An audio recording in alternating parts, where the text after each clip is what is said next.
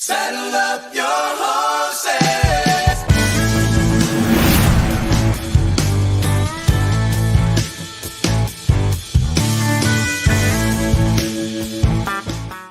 Pitter patter, let's get at her. It is another episode of the Manely Broncos Podcast, and it's probably worth asking this question.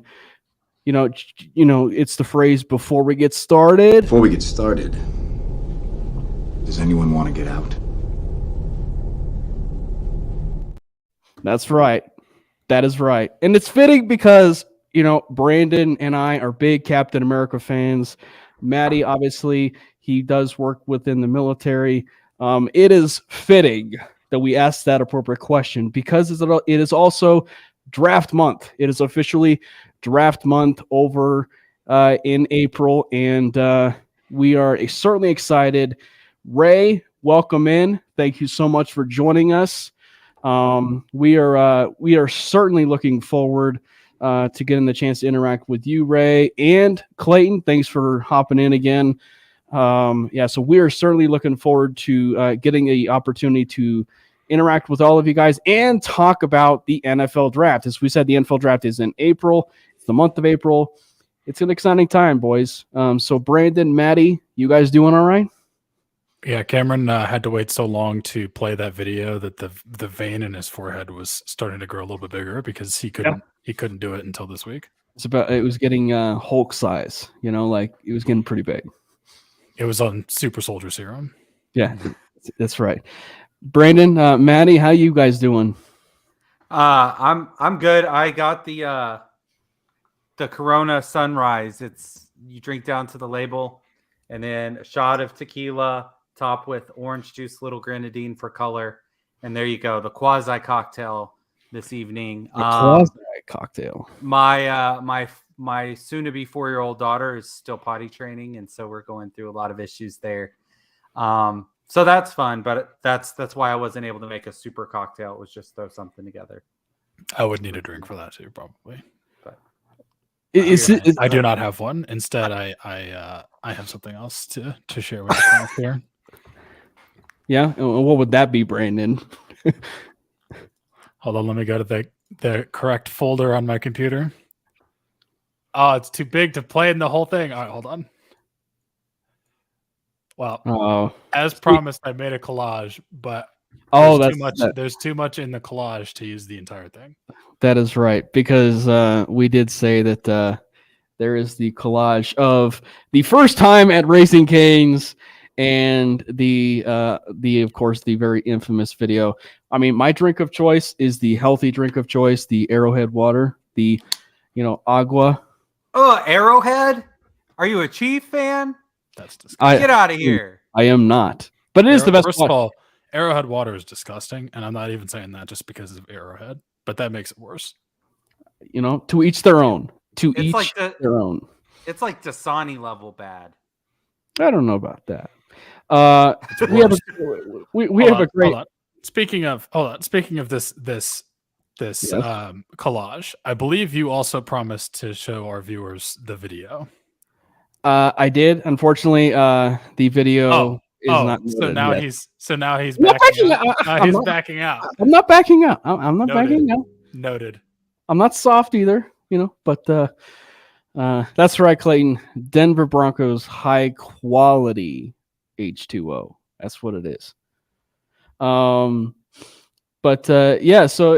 I'm really looking forward to this video because it's going to be one, where we do it's our first, what should we say, guys? Like our first official deep dive into like the draft prospects and the position, the Broncos might actually end up being interested in. And it's funny because typically you hear the term person of interest, right? Well, the title of this show is called The Players of Interest, and it is going to end up being on the offensive side of the ball. So we're going to focus solely on there. And so just for an overview of everything that's going to happen this month, it's an exciting month for us. We're going to do the offensive side of the ball. We're going to do the offensive side of the ball today. And then next week, we are going to focus on the defensive. We're going to get a little bit defensive next week. We're going to talk about the defensive side of the ball.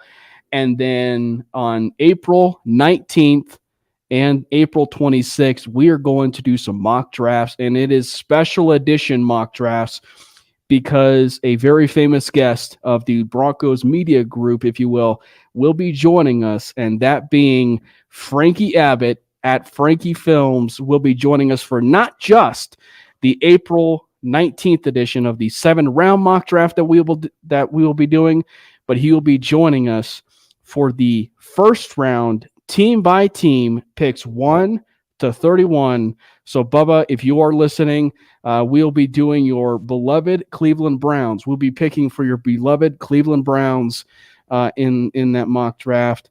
And of course, anybody, if you guys are from the Wild Wild West that are listening, we'll be picking for your beloved teams because, of course, the Denver Broncos do not have a first-round pick or a second-round pick. But yeah, so it's going to be a lot of fun.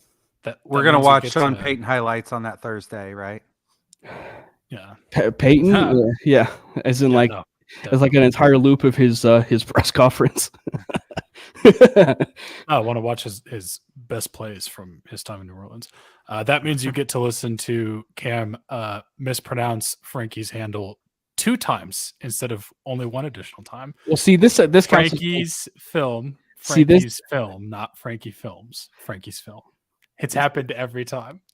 Well, what can I say? There's at least, there's room for error. There's room for growth. And unfortunately, in this time, in the first time of live stream, this is the first instance where I've actually gotten, Frankie's handle wrong.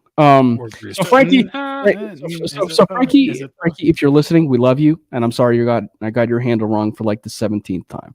But in all seriousness, I don't think we've never been this far into April, and I haven't even thought about the draft once because it's kind of just a non-starter this year, which kind of sucks because usually I'm just like super hyped for it, and now it's like, oh yeah, that's this month, that's happening.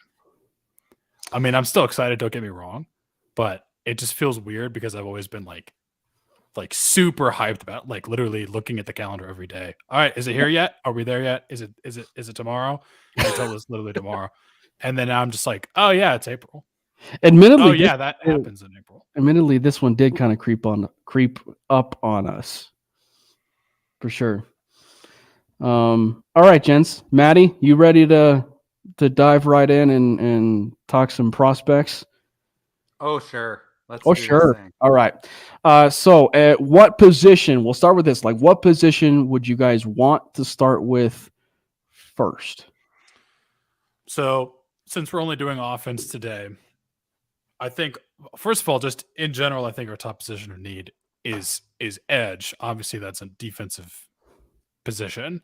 I'm curious to know, though, before we get into it, before anyone wants to get out, what do you guys think? Like, forget what side of the ball it's on. What do you guys think our top position of need is in the draft, just in general? Because I think it's edge, which we're talking about next week. Go ahead, Maddie. Interior offensive line still, potentially a center if we can. I don't know if somebody slips into like the second round, for instance, if we just move up and get them and say we're solidifying that piece. We do need edge help, though. I certainly agree with that. But it's not sexy to talk about that. There is a position that is sexy to talk about. I think edge is still pretty sexy. Come on. Von Miller, man. Come on. But no, we're not getting a Von Miller in this draft. Don't say that. I would say I think center is probably, specifically center to me, is probably number 2. Yeah. Clayton touched on it, as we saw in the comments there, as far as sexy being the running back position. I mean, aside from, Javonte Williams and Samaje Perine, I think, don't quote me, but Tyler Beatty is on the roster as well. But I mean, he was a guy that kind of came on late, but there's still enough unknown there that you still want to address the position, with that. And this running back class is very, very deep, that they could be able to, if they wanted to address that type of need, if they want to in the draft. I think it's kind of funny though. Like, I'm not saying this would happen, and the Broncos certainly had a much more plethora of picks at their disposal when this happened, but the last time there was a deep running back class or an alleged deep running back class, they drafted Javonte Williams by trading up to get Javonte Williams, who many felt was the best running back in the draft that year.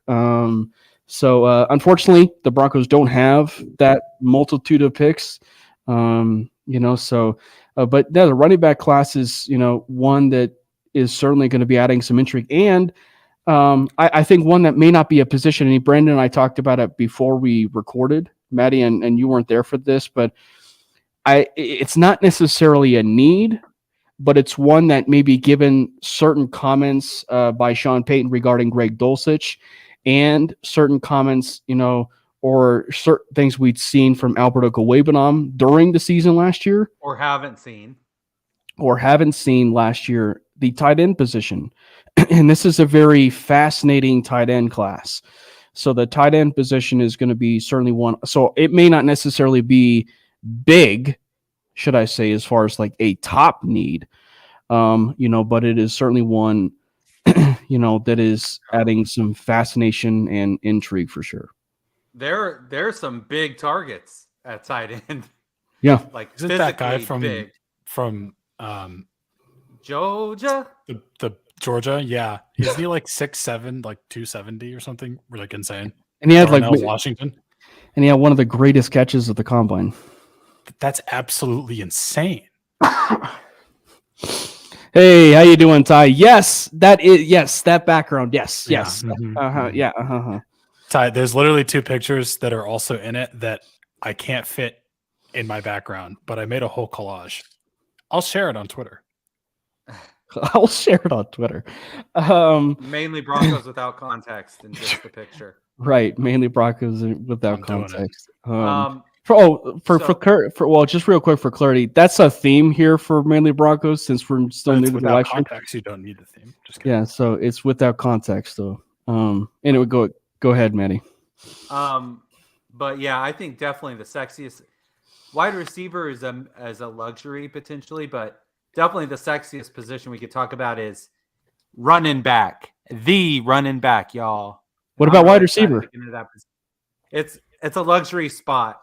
We still have a lot of guys we don't know. Like it's kind of like tight end, right? In a way. I think it's even more of a luxury pick than a tight end would be. A tight end, I could be like, all right, like Mannertz is here to block. Maybe Dulcich he's not comfortable with. Alberto, who knows? You could definitely see a path for a tight end to come in and make an impact. Little choppier at wide receiver, especially in this system. Yeah, but running back, trade one of them.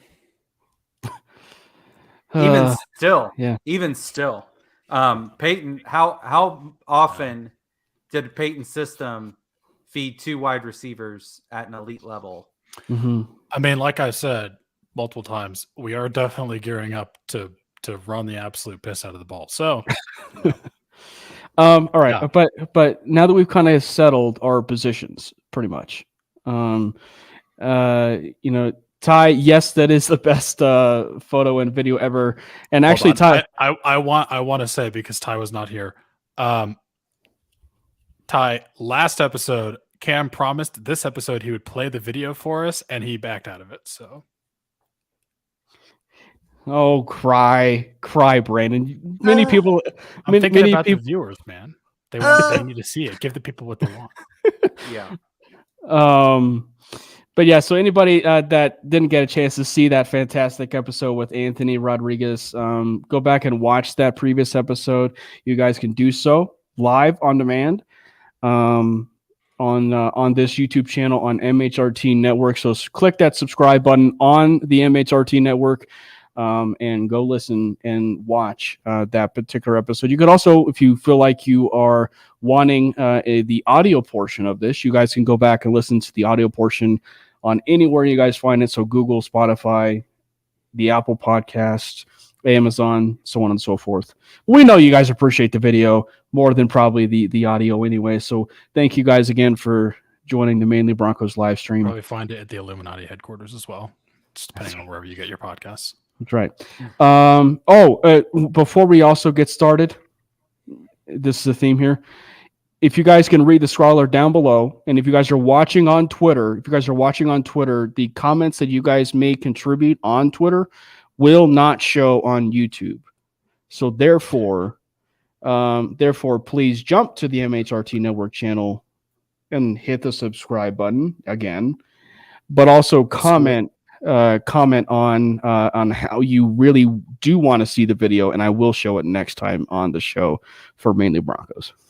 So what you want to do first, actually, go find my Twitter handle at Brandon Miller PO. Look at the picture I just shared, retweet it so everyone can see it, and then switch to the MHRT Network. That's the official order.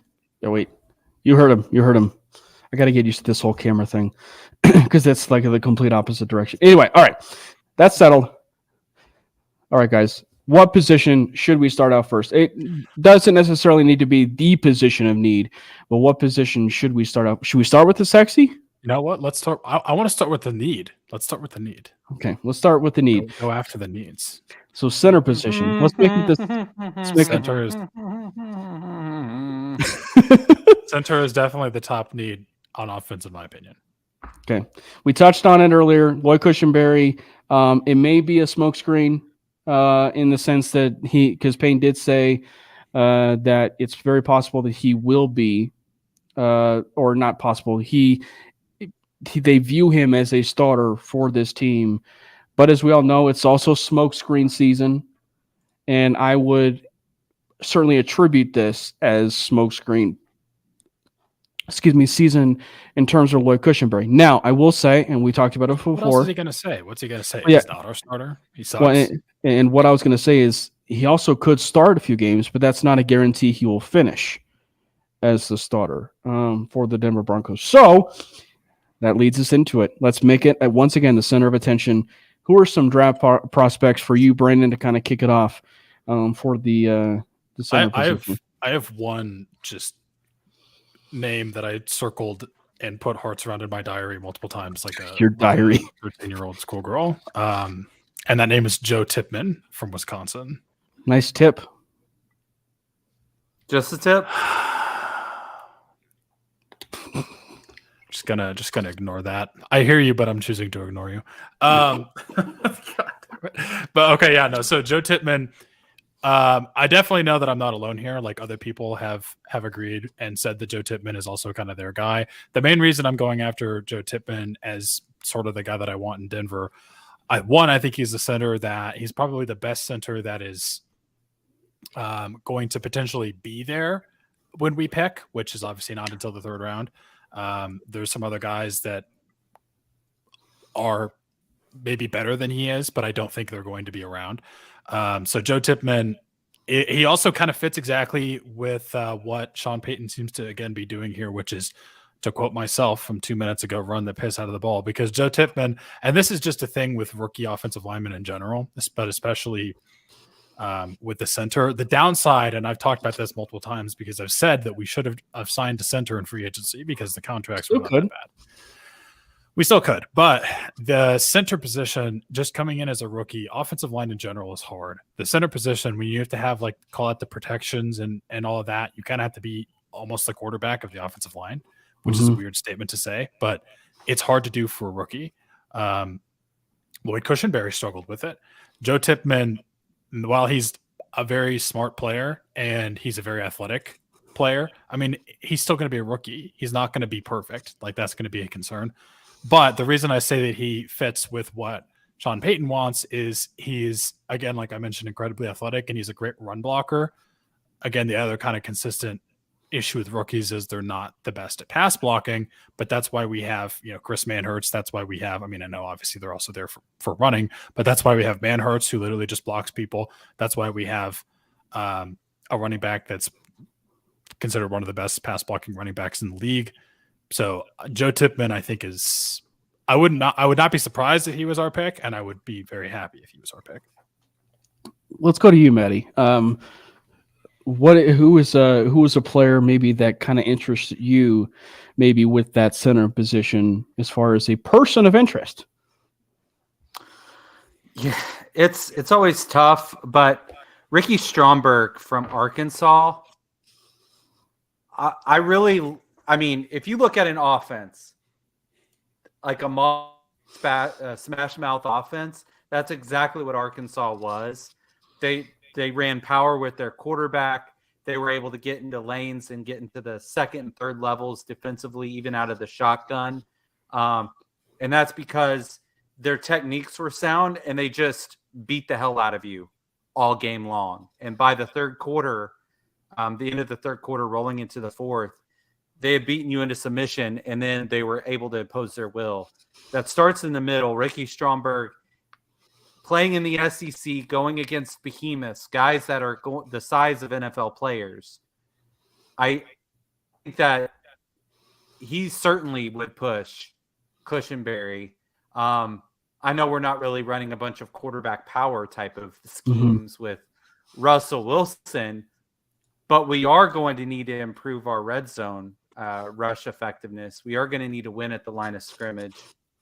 We are going to need to start getting better chunk plays in the running game so that it forces defenses to honor that to open things up for the passing game. It seems like the run is going to be established to open up the pass. That's exactly what Arkansas did. That's right in their methodology, because Jefferson obviously isn't an elite quarterback, but he can pick spots. And that's kind of what I see us doing for Russell Wilson. He may cook, but he's going to be recipe. He's given all the ingredients, and he's going to have a chef looking over his shoulder while he does so. He's getting the mail order recipe. They send him in a box. It comes in. It's like, here's the card, and then here's everything pre-portioned exactly what you want, and you just have to mix them together. Hello Fresh. I didn't want to say it because I didn't want to get in trouble with like copyright, but literally that's exactly what I thought. Is he's getting the HelloFresh treatment? Well, hey, if HelloFresh is listening, maybe that's sponsorship. I love you, HelloFresh. I've literally been cooking your meals for like 3 years. So like one place has Berg as the 129th overall prospect. Another one has him as the 314th. He's certainly somebody. I mean, depending, beauty's in the eye of the beholder. Right. Late day 2, early day 3, certainly within the realm of possibility. But it's one of those guys that he could be taken in the late 3rd round, and I'd be like, I see that. He could be taken in the late 5th round, and I'd be like, hey, I could see that too. So a guy that's feasible, yeah, it wouldn't surprise me. And let's go ahead and cut this up because I think he's going to be our pick one way or another. Okay, that's pretty bold. I'm going to go with. I'm going to keep it within the. I'm going to keep it within the family of the Big Ten. How you doing, Bubba? By the way, thank you for shouting me out and not including Brandon and Maddie. So thank you for excluding them and just me. It makes me feel really, really special. Are you sure he wasn't just referring to and trying to say hello to my beautiful background picture? He's still saying, hey, Cam, if that's the case. I'll keep it in the family. I'll keep it in the family with the Big Ten, and I will actually say Luke Whippler from Ohio State. I think that this was a little bit fascinating because, Brandon, you kind of talked to maybe a little bit about how Timmon maybe limited a little bit athletically. Whippler kind of has a little bit athletic, or he's limited in pass blocking. He's limited in pass blocking, but I think Whippler, he has plenty of athleticism to kind of work in space, and I think that's another area at times a little bit with Cushenberry, where if he can get to that next level, that's been sometimes where he's been pretty limited because you really don't see that very often. And again, we said before, maybe this new system doesn't just benefit Mike McGlinchey and Garrett Bowles and Quinn Miners, and obviously it's going to benefit Ben Powers. Maybe that's one of the reasons why they brought McGlinchey in here. But I think that, Whippler would certainly be a guy that if they decide to move on from a guy like Lloyd Cushenberry, Whippler would certainly seem like maybe one of those types of guys because he fits his own scheme, or maybe like a wide zone scheme, a little bit more of an athletic type of scheme. So I'm really fascinated by him. And obviously, Ohio State players or even Wisconsin players tend to kind of do well, should I say, in the NFL. So, yeah, Luke Whippler. I would be looking at Whippler if Joe Tipman is not available. I think Luke Whippler is a good, like, if that's the kind of guy you're looking for at center, Joe Tipman, I think, would be like my top pick there. And then if he's not available, Luke Whippler would be probably my consolation prize. This is a good comment not in a bad way, but just he's very similar. I just think he's a little bit, his arms are shorter. He doesn't have as much length. Yeah, Matty. How go ahead. Yeah, this was kind of what you were talking about with the HelloFresh segment. Yeah. So this is nice. So all Russ can cook is a Pop-Tart. Hopefully it's one with icing, because who gets them without? Like, who just wants all crust? Strawberry. That's right. Yeah. But go ahead, Matty. Sorry. How high up does Mr. John Jacob Jinkle Michael Schmidt go? God. He stole my joke. Okay, first of all, I don't believe you. Second of all, that name is ruined for me now. Because I will never not think of it. Okay. Go ahead, Cam. Go ahead. I think it's one where I've kind of seen a variety of places, because I've seen, I want to say it's Jeremiah. I think Daniel Jeremiah has him maybe within like the top 3, potential centers. Steve Avila, I think Steve. Overall, I think you could see him. 20? I wouldn't be surprised if he's in 20? the first round. No, I would. Well, I mean, yeah, I would say he would be probably a later first round pick, maybe early second round pick. Maybe I would even throw Steve Avila within that realm too, because if he's available in the second round, we need to package whatever and move up to get him. Yeah. But that's why I didn't mention him, because I just assumed he would be gone well before then. If he slips to the second round, that's a different story. Yeah. Yeah, I think let me just pull up the official draft order here. You know who else is really looking for some maybe inside offensive line help? They're kind of all picking in that like later part of first round, like the Bengals. You got the Bills. You got Philadelphia, who, as we've talked about, they invest so much in the offensive line. They're like one of the few teams that has good depth there. Yeah. I would be very surprised. I think he's in the back end of the first round. But he's the best center in this draft by far. Like, he's Philly. If you don't know who we're talking about, it's John Michael Schmitz. That's the joke. And I will never unhear it, but he's incredible. La la la la la la la la. Please stop. I'm begging you. Philly is really interesting. Didn't they lost their right guard, right? Mm-hmm. Yes, Suomalo. Yeah, I can't pronounce his name, so I didn't say They could easily play him at right guard while Kelsey finishes this next season, and then slide him over to center. I was thinking, because like, that's really you got brilliant. Actually, and not to mention they drafted Landon Dickerson, who was a center from Alabama. They actually moved him to left guard, right? And they drafted Cam Jurgens to be the center to replace Kelsey. Yeah, no, you were sad about that. That was your boy. One of them. And then obviously they already were pretty much set at right guard, but they might actually kind of go. I think they have bigger needs, especially with like the people that they lost in free agency. Mm-hmm. But he's such a great center, and like you can't imagine that Kelsey's going to be there for more than maybe one year season. I didn't imagine Kelsey would be coming back now. I thought he was just keep a strength. If you have Kelsey for another season and you get Schmidt and you just like let him sit behind Kelsey for a year, that's how you keep a great offensive line. It's good draft. Play alongside him. Just play alongside him for a year. Yeah. One other player that I thought was certainly one player that I thought was at least of note. Now his combine workout. With what he was able to do, and him obviously with the injury, is certainly going to be maybe some cause for concern. But Andrew Voorhees, I think, is an interesting one. If I'm not mistaken, yeah, he might actually be one of those guys that could play that center role.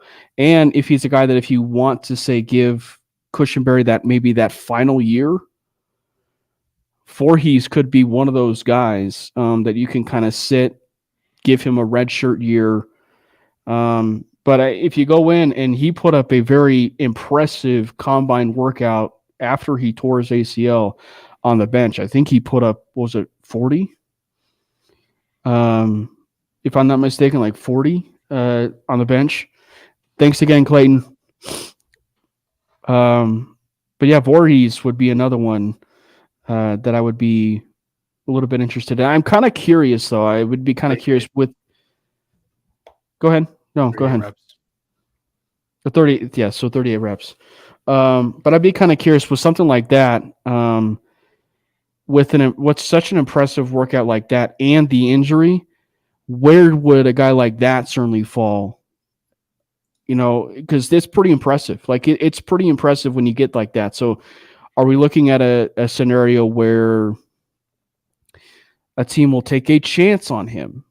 Like in that second round, stash him away, and then, give aid or give way to a guy like Voorhees later on down the line because of that ACL. I think it's a very interesting dilemma because, like, he's one of those guys that could slide into that third round as well because of that injury.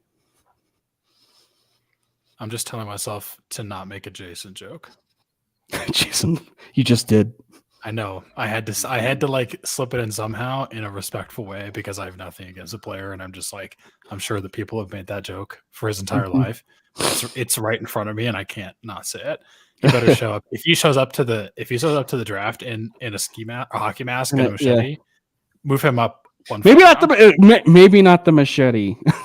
A fake machete. Move him up one full round. Move him up to one overall if he brings a real machete.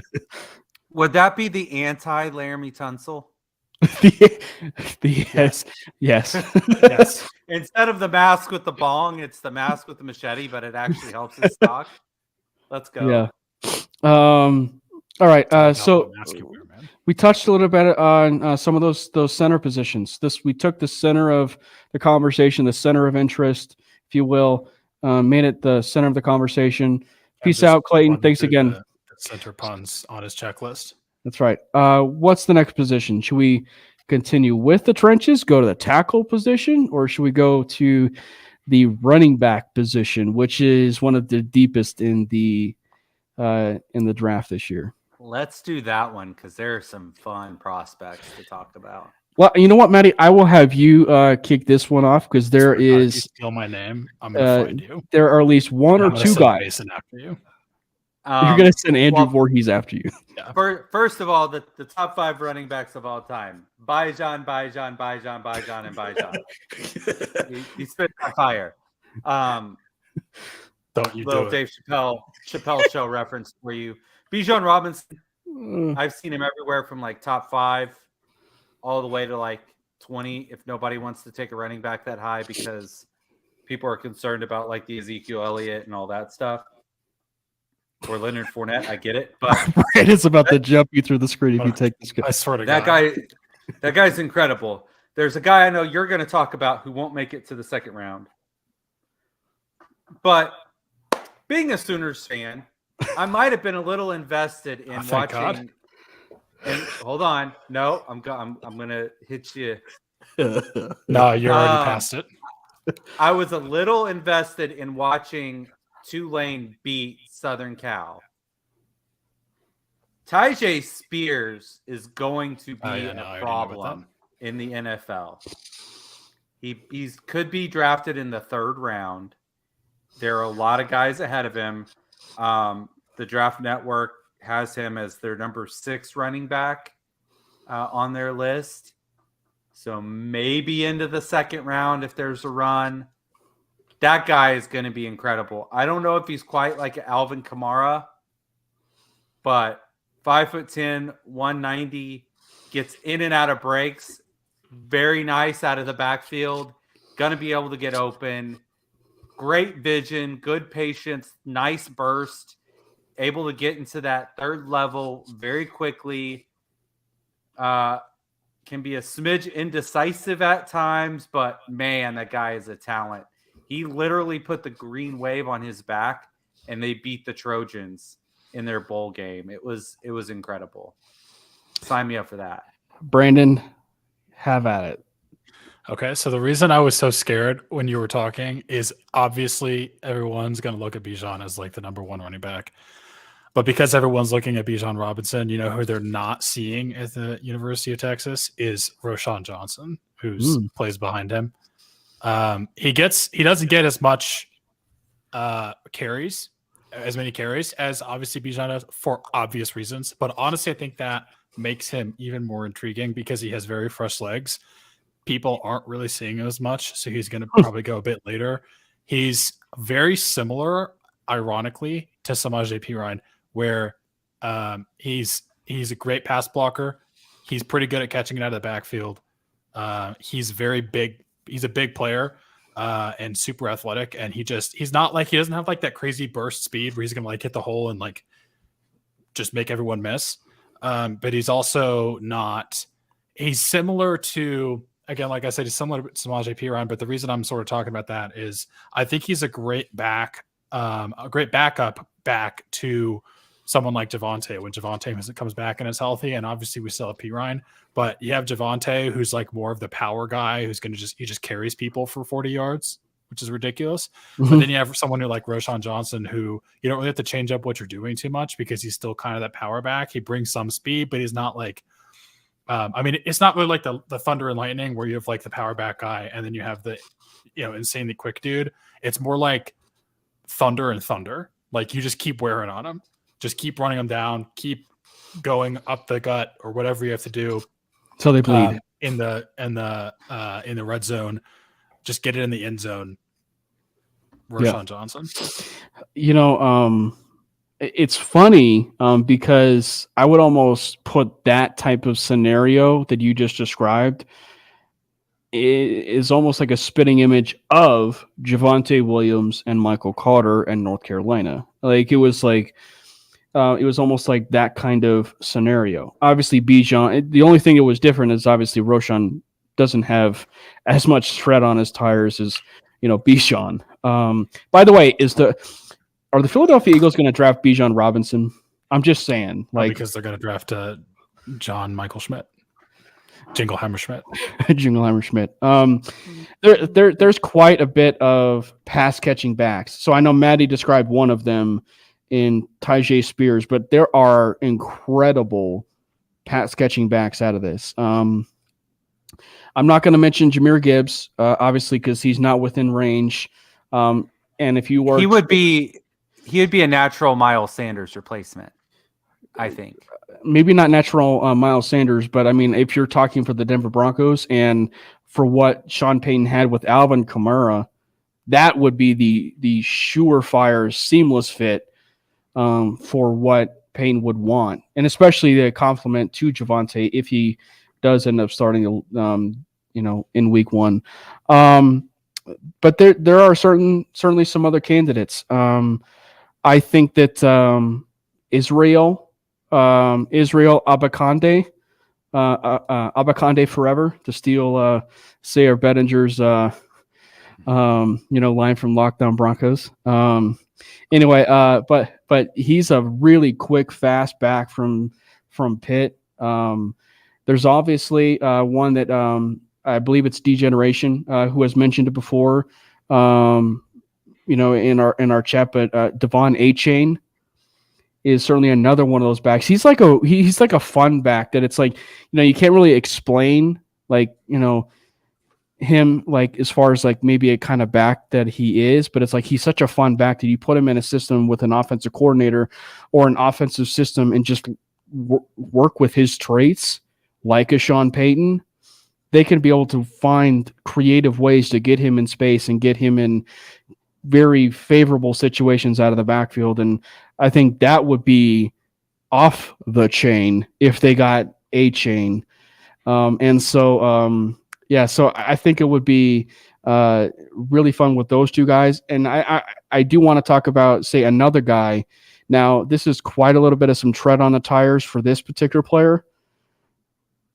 But the guy from Illinois, Chase Brown, is a guy that I'm a little bit interested in. He's a guy that I think if people spend so much time talking about Blake Corum from the other Big Ten school, and rightfully so, from Michigan. But I think people had a tendency to forget about the impact and the productivity that Chase Brown gave that Illinois team. He also has a brother who very well could be drafted within that same range, Sidney Brown, and is a safety. But he's a guy that really good, reliable pass catching back out of the backfield. He's also tough between the tackles. He's a pretty underrated physical back. So Chase Brown is a guy that I would be really fascinated to know where he's going to go. He would probably fall in line with that third to maybe even fourth or fifth round as far as where the Broncos are, as far as a sweet spot. So Chase Brown is certainly one of those guys that I would be very, very intrigued with.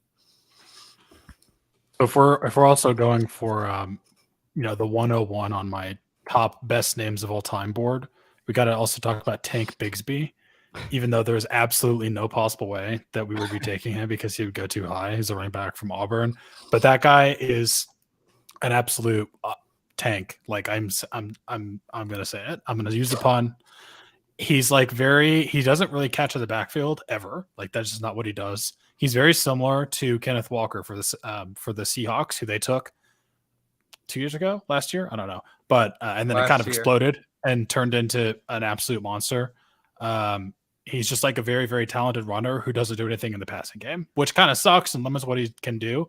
But Tank Bigsby, I mean, I literally do not think we're going to draft him. We're not going to draft him. He's going to go too high. But one, I want to talk about him because he's good, and I want to talk about him because what a name, man. Tank Bigsby, come on. What a name, what a name, what a name, what a mighty good name. I just want to have a roster of the best possible names. Like you got Tank Bigsby, you got Smoke Monday, also from Auburn. You got DeColdis Crawford. Come on. Who transferred from Nebraska, by the way. What is this, a Key and Peele skit? Yeah, exactly. I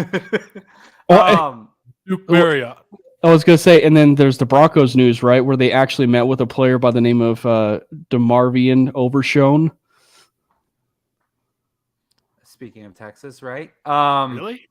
Yes. I didn't even see that. So go ahead, man. One, I wonder who was beating the drum to say that Broncos country needed to go get Kenneth Walker. That would have been nice to have when Javonte went out. Secondly, I'm going to mention a guy that I thought you were going to mention. And there are two guys I really like, but I'm not going to go out of turn. No, Cam. Okay. Deuce Vaughn from K-State. 5'6", 172 pounds, but don't let the little size fool you because he is a dog. The guy plays big time. And he can make anyone and everyone miss, can play in a phone booth and you won't touch him. Like, he was the all-time tag champion as a kid. I'm sure of it. The guy is just incredible in tight space. You can't get your hands on him. I mean, okay. Shut up. Good for you if that's what she said. So I just really like this kid. He did get a little bit of wear and tear. God. They definitely utilized him a lot at K-State.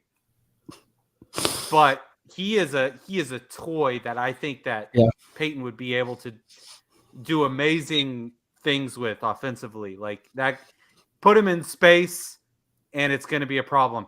Darren Sproles, that type of player, we had fun with him. We know that guy is a problem. First-hand knowledge. Like, let's get that guy in our offense. Yeah. You know what? Screw it. Let's double dip. Let's get Spears. Let's get Vaughn. Let's get weird. It's on. the thing that I like about Deuce is in a lot of ways why I really like the early stages of Philip Lindsay was like he played with the chip on his shoulder, but like he's 5'6" and he has that very underrated like toughness to him that it's like it's one of those things like you really don't think he packs that kind of punch, and then he hits you and it's like, where did that come from? And not to mention he's like the Dominique Wilkins of the running back class. He's like the human highlight reel when he's in the open field. I mean, he just asked TCU.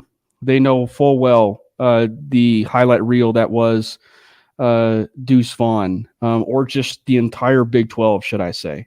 You can ask OU. They know too. Yeah, so I think another guy that's probably worth mentioning is Sean Tucker from Syracuse. Maybe not necessarily the best pass blocker, but he kind of reminds you a little bit maybe like stop me if you've heard maybe this before with maybe another AFC West back, but Ryan Matthews.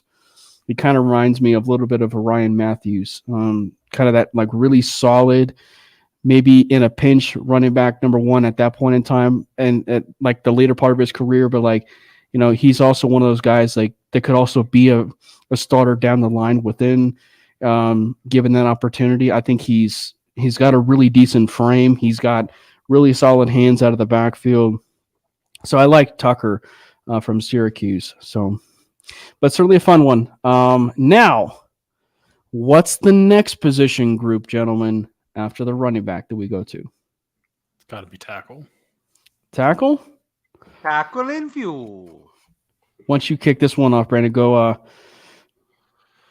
right, so I have an interesting name here. I'm just going to jump right into the name because this guy is intriguing to me. I tried to kind of set up my ideas for who I wanted to target as people that we could theoretically all get all in this one draft. Like, I'm not trying to look at, okay, well, we can get Joe Tippmann or this guy. I was trying to look at what can we do as a whole in this draft to maybe fix some of these positions. So the guy that I'm looking at tackle is Jalen Duncan from Maryland. He's interesting because he's played like pretty much his entire career at left tackle. He's played at left tackle since 2019. He's played over 40 games at left tackle, but he is insanely athletic at 6'6", 330 pounds. And he kind of fits that mold too of he's a guy that can come in and be a good run blocker, but has some inconsistencies with technique and his pass blocking. But he just like, if you're trying to get that guy that's like a talented mound of clay that you can mold into a tackle prospect, again, I know we have Garrett Bowles, right? But who knows how much longer he's going to be there. This guy started at left tackle. Or, I mean, I know we also just paid a lot of money for a right tackle, but who knows what could happen there? Like things fizzle out all the time. You want a guy who can come in and maybe do either one of them for you. Like you can kind of mold him into whatever you need him to be. Jalen Duncan could be that guy. Like he is just an absolute mountain of a man. And he's not going to be like, I don't think he's going to be someone you have to go like take super high. I think he's going to be there maybe a little bit later. Yeah. So I'll go and I'll save the best for last, that being Maddie. I will go I will actually go with I'll keep it within the Cuse family. And I will say Matthew Bergeron. I will say Matthew Bergeron. He's a guy that if you look at it from a frame perspective, he's also in maybe not say the 6'6" frame, but we're kind of splitting hairs at this point, but he's like 6'5", 322. I mean, he's also a right tackle, but we also know that, given, some of the athleticism or even awareness, it's possible that maybe this team sees him as a swing tackle to where he can play both left tackle and right tackle, or a developmental tackle in that he might be that left tackle that we kind of see replacing Garrett Bowles down the line. He does have sufficient length, versatility. There's a little bit of some inconsistency with his game, but all in all, though, I would say that the length is there and certainly worked with, and I think it's one of those cases where if you give, say, a developmental prospect, and this is kind of like going with what you were saying, Brandon, but it's like if you give, say, Zach Strief a developmental prospect like Bergeron, or even it was already escaping me, Duncan. Duncan.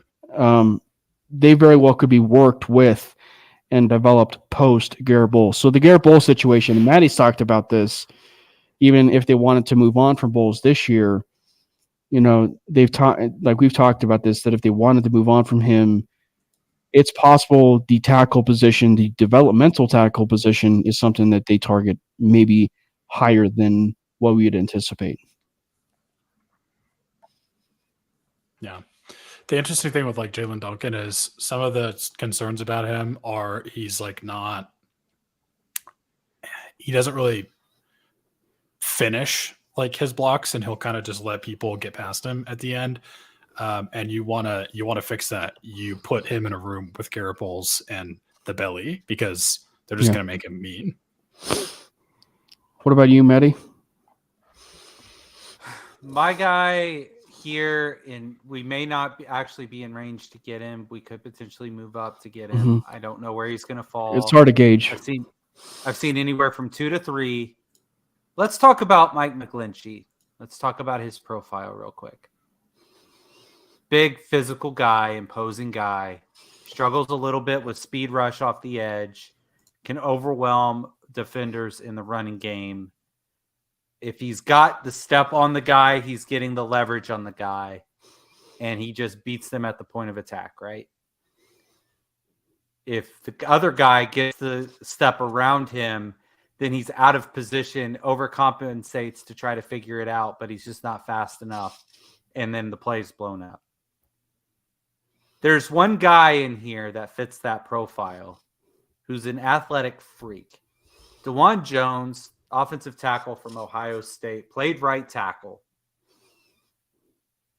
Fits a lot of those same issues in the profile, but very mean, very physical in the run game. I think that he could fit that prototype if we're trying to just stockpile guys that can go and be physical and overwhelm someone, that basically can move a man against his own will, which is what you love to hear from the offensive lineman in a very physical type of scheme. We've heard Ben Powers talk about that, right? I think DeJuan Jones is one of those guys that can fit that mold. The reason why I didn't mention anyone from the Sooners, I'll say this out there, right? Harrison or Morris, is those guys are a little more nimble, a little more athletic, a little more in like a zone run blocking scheme that can like hit a point and then have enough flexibility and speed to get out to the second level, like initial, and then get out and try to progress the run that way. They're not big, overpowering guys that love to get dirty and play physical. They just aren't. We saw that a lot at OU. So I know some people are like, wait, the Sooners have 2 tackles that could potentially go in the top 3 rounds. Why didn't you mention them? That's why it doesn't seem like they fit the scheme that we're going for, which is more of a power running scheme, an overwhelmingly physical blocking scheme that is predicated on the run first and pass protection second. So that's why I didn't highlight them.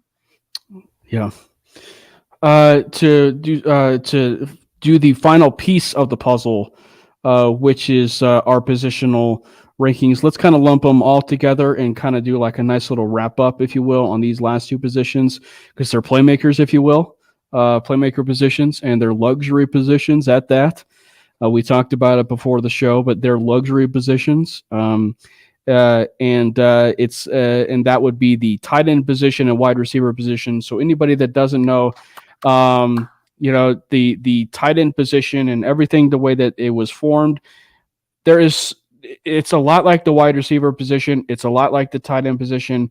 There's unproven players within that room. There is a lot of talent within that room. But there is a sliver of a chance, given what the Broncos might actually end up doing with that tight end position. And both positions here, the wide receiver position, the tight end position, like running back, to be fair, offensively, is one of the deepest, maybe not wide receiver, but tight end is one of the deepest this class certainly has to offer. But I would be really, really curious to know what your guys' take is certainly here. We did talk about Darnell Washington, with 6'7". There's another guy from, I want to say it's Old Dominion. He actually came from Penn State, where I think Will Levis was the quarterback at Penn State before transferring over to Kentucky. Fun fact there. But you're muted, Brandon. You mean the guy who eats bananas without peeling them first? He eats banana with the peel, and he also puts mayonnaise in his coffee. Just for that, he should drop all the way to pick 67, and the Broncos pick him at pick 67. But anyway, I completely blocked out the mayonnaise thing because it's too disgusting to think about. Well, you're welcome. I brought it back just for your enjoyment. No. All right, guys. Tight end position, wide receiver position. Maddie, you have the floor. So I mentioned why we wouldn't take a Sooner in the last section. I did not mention Eric Gray, who I think is going to be a fine running back in a stable in the NFL at running back. I'm going to talk up Marvin Mims for just a minute. For just a minute? The guy set records in the state of Texas in high school. And I don't know if you know this, but high school football here in Texas is kind of a big deal. He had his pick to go anywhere and chose to go to OU. He is a freak. Not a physical freak, but like I can run any route and beat you, and my hands are so good, I don't even have to look at the football to bring in the catch. I'm so good with my body control, I could be going in a 360 spin, catch the ball, and make my toe grow an inch to make contact with the field and bring myself on the inside of the pylon to score against Texas when we're coming back. I'm talking about the long throw from Caleb Williams. Marvin Mims did not have an opportunity to highlight his skills last season. Don't let that distract you from the fact that this guy is going to go in the 4th round and he's going to end up becoming a Pro Bowl level wide receiver. And people are going to be like, how the heck did that team get him? Do you think there's a chance he actually slides to the 3rd because of that? I would like for him to be in the 3rd round. There are too many other guys like Jalen Hyatt who just like are a track star, and they're guys that from Nebraska that ran a pretty good 40 that I'm sure you're going to talk about. Like, there's a lot of talent at the position. I don't know that he's getting the flowers, and there's another guy named Flowers that's going to go maybe higher than him. I don't know that he's going to get his flowers, but the guy produces when he's on the field and when he gets an opportunity. He set records in Texas. He was the Justin Jefferson in high school, and Oklahoma failed him because they did not put him in a position to succeed. So just keep that in mind. Marvin Mims Jr., he's going to go bananas, and I hope that it's in blue and orange. I think a lot of wide receivers will kind of surprise some people. And I don't mean just your Oklahoma receiver, but I do think a lot of wide receivers will kind of surprise some people. There are a lot of good ones in this. A lot of good ones. Yeah, for sure. Yeah, there's sure. So if they don't nab one within the 3rd round, I would imagine that they would at least try and target some of the wide receivers a little bit in the later round. But Brandon, who are some wide receivers or players of interest to cue our title that you are interested in. So I'm going to steal yours just because I want to. We've already talked about Trey Thank Palmer. you. Thank you. Because he's really good. But he's so good, Yeah. and I would really like it if he was in blue and orange. Don't And blink, you might miss That it. would be fun, for real. The other guy that I'm looking at here, we've already talked about Trey Palmer, and I'll let Cameron talk about him because I know he will. The other guy was like in that blink and you'll miss it range, and I'm 100% positive I'm going to mess up this pronunciation, but Dontavian Wicks from Virginia. He's kind of under the radar because he missed some games for injury, and then they had that issue where their final 2 games of the season were canceled because of the shooting, which is tragic and horrible.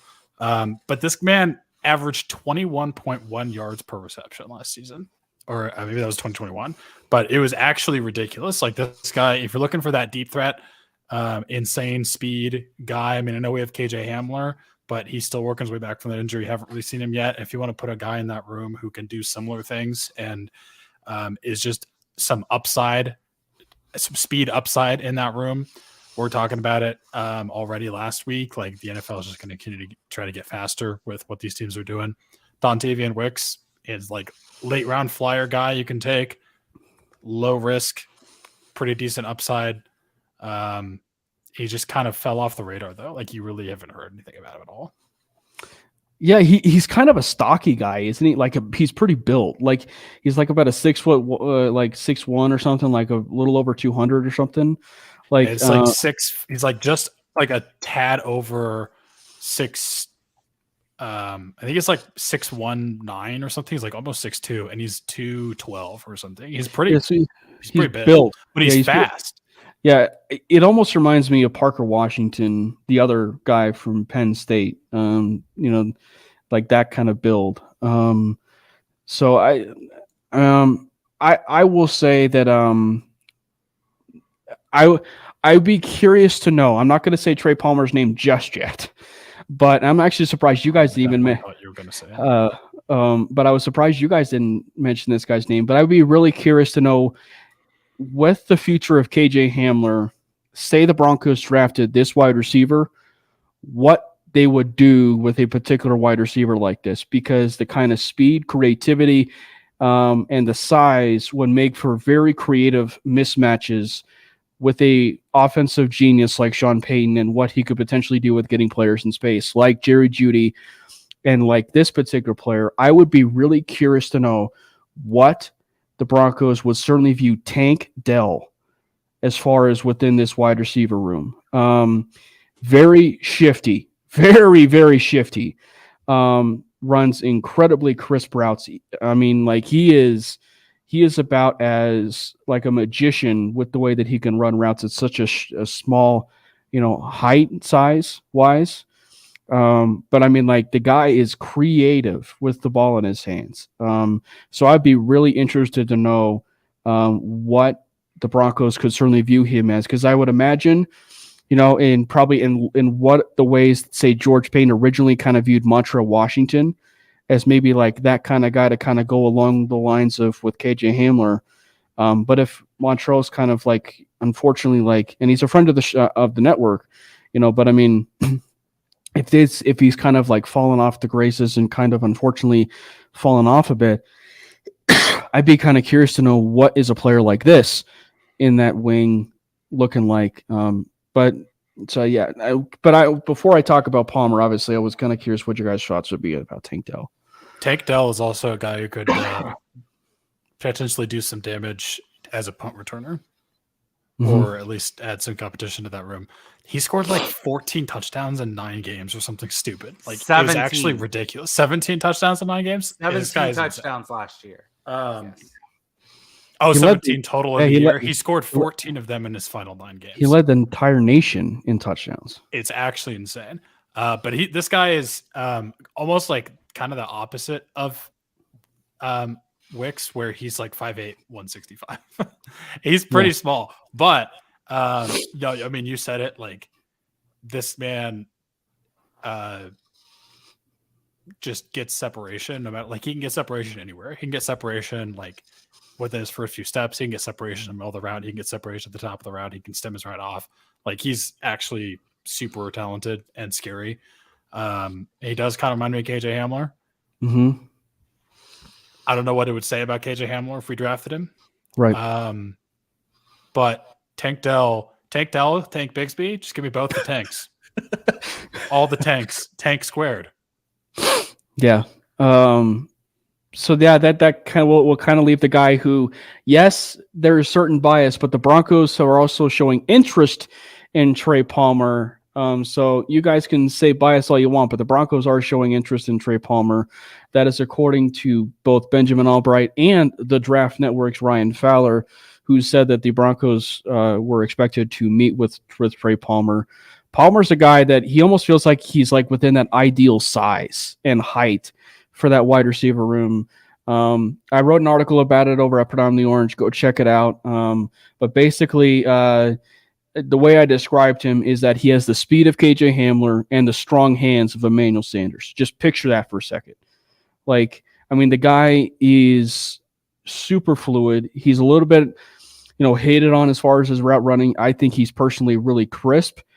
And, oh, by the way, he was part of a room and part of a wide receiving class and one wide receiver that Maddie was trying to pound the table for if he was certainly available, that should have been the pick for the Denver Broncos, that being Jamar Chase. He was a part of that room with LSU with Jamar Chase and Justin Jefferson, who just happened to be maybe the top two wide receivers in the National Football League today at LSU. He learned under wide receiving coach Mickey Joseph, who was the best wide receiving coach, if not the best wide receiving coach in the country. He decides to get hired by his alma mater, Nebraska. And ironically enough, he is the brother of Vance Joseph. But he also, it's just one of those cases where I could see a connection. With the Mickey and Vance connection, where he is certainly talking. Because something to keep in mind here is Mickey is like a father figure to Trey Palmer. He recruited him from middle school, basically, to come to LSU. Unfortunately, things couldn't pan out. He can contribute on special teams. So I would not be surprised in the least bit to see Trey Palmer be wearing orange and blue. And again, I realize it's a crapshoot. But I would not be surprised in the least bit to see Palmer be wearing orange and blue. That's putting my bias aside. Trey Palmer also broke the Nebraska single game receiving record. So if you open Cam's closet, there's a little shrine with his name and picture everywhere. It matches my Griffey shrine. Little mental work here. Who are the two wide receivers that the Broncos were connected to in free agency? Adam Thielen and Alan Lazard. Alan Lazard. Okay, Adam Thielen, 6'2", 200. Alan Lazard, 6'5", 222 pounds. Let's go ahead and split the difference. Where did Alan Lazard go to college? I actually don't know. Iowa State. Let's go ahead and just stay there. Xavier Hutchinson. He did go to Iowa State. Okay. 6'3", 210 pounds. Gets in and out of breaks, runs great routes, has good hands, plays bigger than his size, doesn't back down from any physicality, very willing blocker, willing to block through the whistle, even. Chip on his shoulder. Do the Broncos have a wide receiver that we didn't get to see last year that fits kind of that mold? I mean, is it possible you're referring to a certain player who injured his ACL, who says he's also cleared? Is the report that he said is that he's officially cleared from that injury? Is this the particular wide receiver you're talking about? Exactly. And that guy is the guy that we think is going to be not Cortland Sutton, but potentially Tim Patrick will be the because they're Nebraska players. We do it because Cam is the host. Tim Patrick is the guy that people are claiming as the Michael Thomas replacement. Xavier Hutchinson could fit that role just fine. Well, I like him as a prospect. He didn't get to flash his potential at Iowa State because of what they do offensively. but the guy can straight up ball. He's going to be a 4th or a 5th round pick. And however, Matty, I was going to say he did shine when a certain quarterback was the quarterback at Iowa State.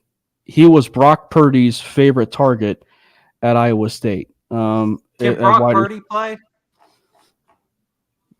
Who knows? He's certainly looking Purdy now, though. He's pretty much the leader in the clubhouse for that position in San Francisco. So allegedly, unless my dream comes true, and they trade for Lamar Jackson. Did you guys see that Ravens press conference? It was getting pretty way awkward. off topic. So no, it's if you guys mainly don't Broncos. know, it's not only Broncos. That's fine. If you guys don't know, there was a Ravens press conference where someone in the media asked them a question about Lamar Jackson, and like the immediate reaction of the coaching staff was basically like shocked, like they didn't know that like they were surprised, and the way that it basically came across and the analysis that everyone on Twitter came up with was that that the media was told to not ask any questions that mentioned Lamar Jackson. It was very awkward. All right. So enough talking about the wide receiver room. Let's end this out. Let's talk about the tight end room real quick. Sports Nonsense and Whiskey says Sam Darnold is winning that job. By the way, I will say this is very subtle, but we're not talking solely about the 49ers. I did find it interesting that Darnold did sign there. Because again, like we're talking about a guy that's probably like may resurrect his career. You put Darnold in that kind of system, that's a pretty interesting fit for Darnold. So like if Purdy isn't the guy and they roll with a guy like Sam Darnold, I'd be kind of curious to see that certainly unfold, because like you might actually see the Darnold that we were hoping to see when he came into the league. So I'd be kind of curious about that. What the hell is they doing with Trey Lance, man? Anyway. I don't know. Trade him to Baltimore. Get Lamar Jackson. It's a very it'll be a fun, fascinating swap that you don't hold on. Trey Lance in Baltimore. That would actually be interesting. They would have to change their offense. Yep. I'm just saying. Okay. You got 85. You got Kittle just hanging out at tight end. I'm just saying. Split out. We'll go ahead and put him in the slot. We're gonna have Lamar Jackson sitting there with Juszczyk. It's my dream scenario. And Christian McCaffrey in the backfield out of the shotgun. God, that's horrifying. That's my dream scenario. You're bringing Deebo Samuel in motion. I'm just saying. To the other side, do you play the jet sweep? Where does the outside backer go? How do they hold contain if Lamar making it rain? Sweep to the left, Juszczyk leading with Deebo taking the outside guy, and Christian McCaffrey finds a lane. Do you over crash down because you're outnumbered to the left, and now Lamar Jackson's on an island with a corner? What do you do? What do you do there? I don't know. That's an NFC West problem, and it's not our problem next year. Thank goodness. If that happens. Yeah, if that happens. But what did I say, Brendan? What was the two biggest dream scenarios I wanted to have happen? Goodness. It was Derek Carr to the 49ers or Lamar Jackson to the 49ers. I want this thing to happen. Anyway. God, that would be so much fun to watch. It would be so scary. To answer your question about what you do in that scenario, Maddie, if you're the defensive coordinator of the other team, you click quit. Your opponent has left the game. Yeah. That's not what I was going to say, but Cameron made me say it. No, you break your tablet and go cry. Do you try to get away with 12 players somehow? Do you try? Yeah, that's exactly what you do. On the field? You're like, hey, you two, you guys are the exact same size. What we're going to do is we're going to call a substitution. This guy's going to come off.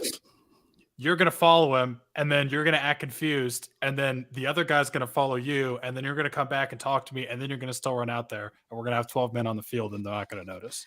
Is this the defensive equivalent to this is the wrong ball play? Yes. All right. So getting to the tight end position, getting back on topic a little bit about the tight ends. The tight end room. So like we said, Albert Okwuegbunam, he really showed out his first year. but then he got in the doghouse for some reason. Maybe that was due to drops. But I mean, clearly the old coaching staff really valued Dulcich more than Okwebanam, and the fact that he was called up off the injured reserve and played immediately instead of Alberto Okwebanam. So very clearly, Dulcich is at least beloved by the front office, maybe not Sean Payton, but the front office of George Payton. So I would be kind of curious to know what the plans are certainly for Dulcich in the long run. But who are some players in this tight end room? Because there are some absolute fascinating players. In fact, we talked about a guy, Darnell Washington, who's 6'7". There's a tight end named Zach Kuntz from, I want to say it's Old Dominion. He tested out as maybe one of the more freakier athletes out of the NFL Combine, but he is 6'7", almost like reaching 6'8", and like 245 pounds. But he's quick, he's athletic. He almost is a little bit like a Mike Gesicki in some shape or form. But at 6'8", like he's a receiving threat.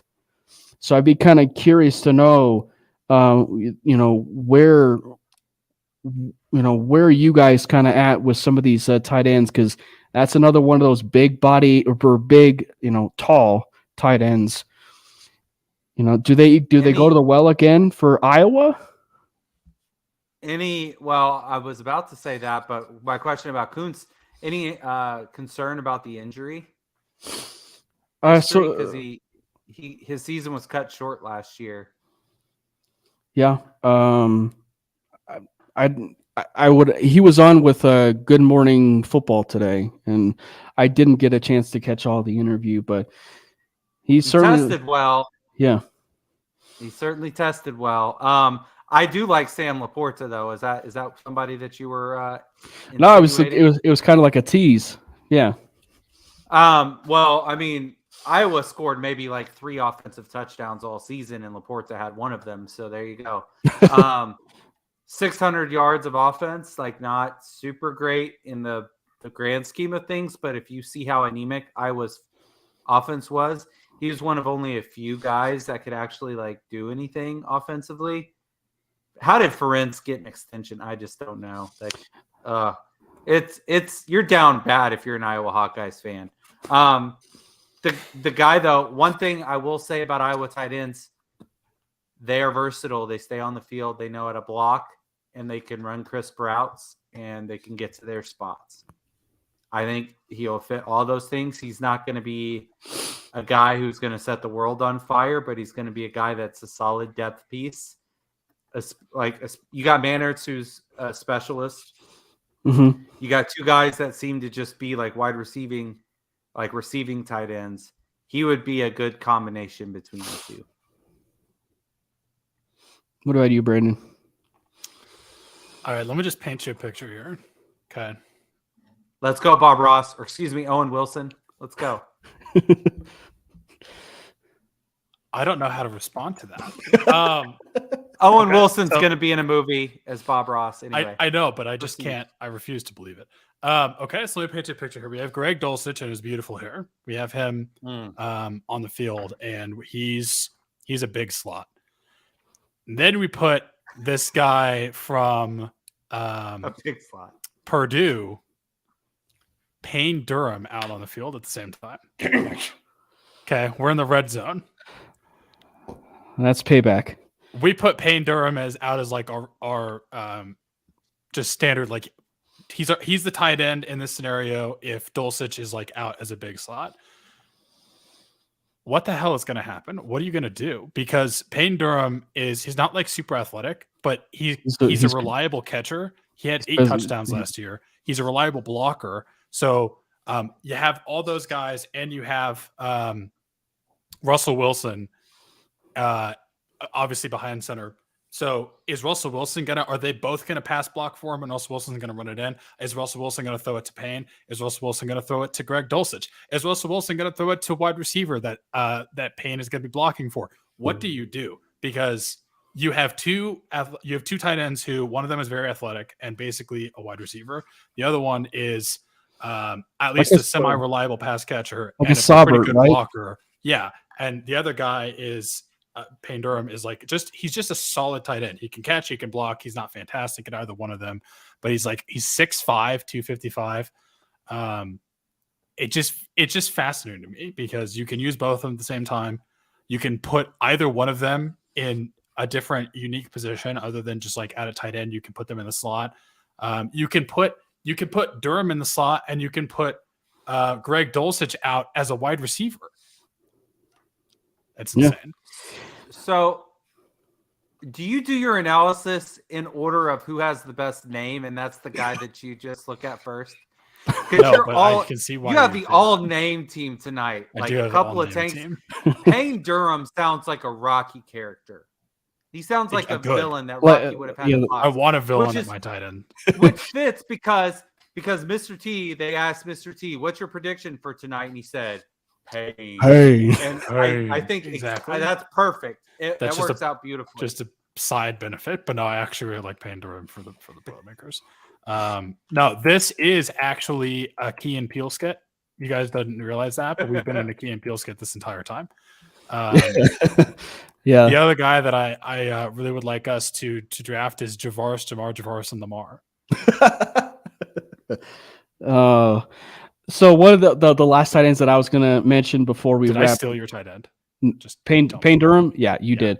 It's okay. It's okay. Payback. It's okay. Payback. For anybody that doesn't know, I have no more left. Well, oh yeah, I get it. So for anybody that doesn't know, I was kind of notorious, and Brandon never knew it, but for stealing some of his guys or stealing some of the things that he wanted to say without even him knowing. And so this is pain, to use that phrase for myself, in the sense of him bringing a tight end into the mix. So a tight end that I was going to say is actually flying under the radar, and a guy that probably could be added not in the third round, maybe not in the fourth round, but could slide within that territory because he's kind of flying under the radar a little bit. But he's a developmental tight end. He's sneaky athletic, but he plays from Miami. He's University of Miami, and it would be Will Mallory, the tight end from the Hurricanes. He's sneaky athletic. He's got some developmental tight end 2, maybe even to start out tight end 3 traits, which is currently where things currently sit for the Broncos. What's up, Avatar? Thank you for joining us. Actually, this is the first time that you're hopping in with us. So thank you so much, man. I'm glad you can join us. But yeah, Will Mallory is a guy that I'm kind of eyeballing a little bit. He's sneaky athletic. He can do a lot of things. I think that what of some of the other tight ends we certainly described. So he's kind of flying under the radar a little bit. So Will Mallory is kind of a guy that I've been kind of keeping tabs on, certainly. Will Mallory is kind of like the opposite of Chris Manhertz, where Chris Manhertz, all he does is block, and Will Mallory is he's your movement tight end, which is kind of what Greg Dulcich is. Yeah. And the reason, in essence, why I say Mallory is certainly just because what does happen with Dulcich, that's more like the Sean Payton. Just told you they're going to put him on the field with Payne Durham. But I'm just saying, so if Payton doesn't view him within their plans, a guy like a Will Mallory could certainly fit the bill of that. So if anyway, Payton doesn't view him in their plans, then he's not as smart as we thought he was. And if there's one thing I'm shooting my shot.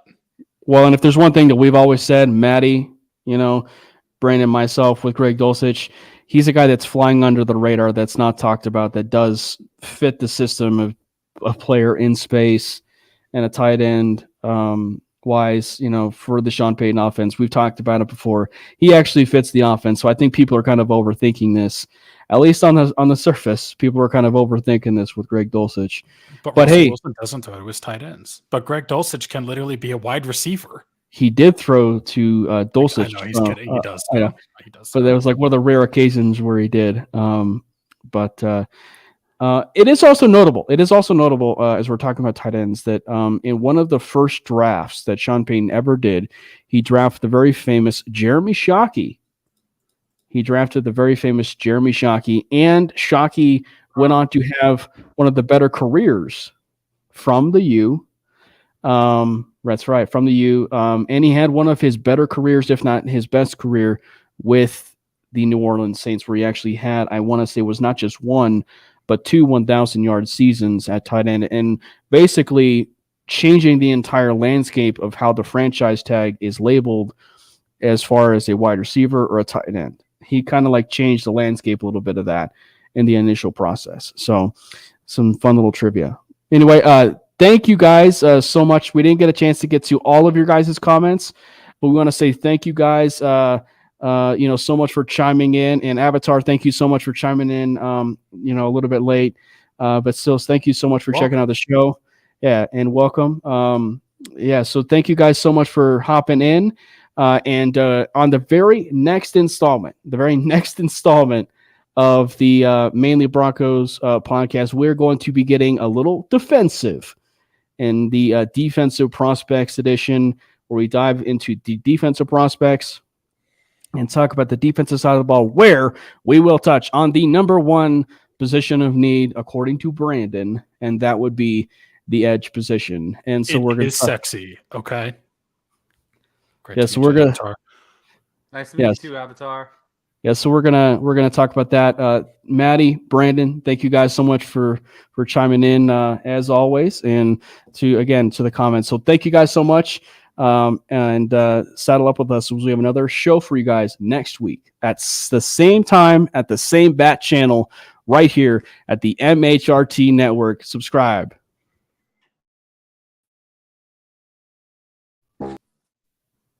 Even when you feel low, you can still go. Even when you feel slow, you can still go. Even when there's no hope, you can still go. I never answer to no, man, I still go. Go, go, go, go, go, go, go, go, go, go, go, go, go, go, go, go. Hustle hard, hustle.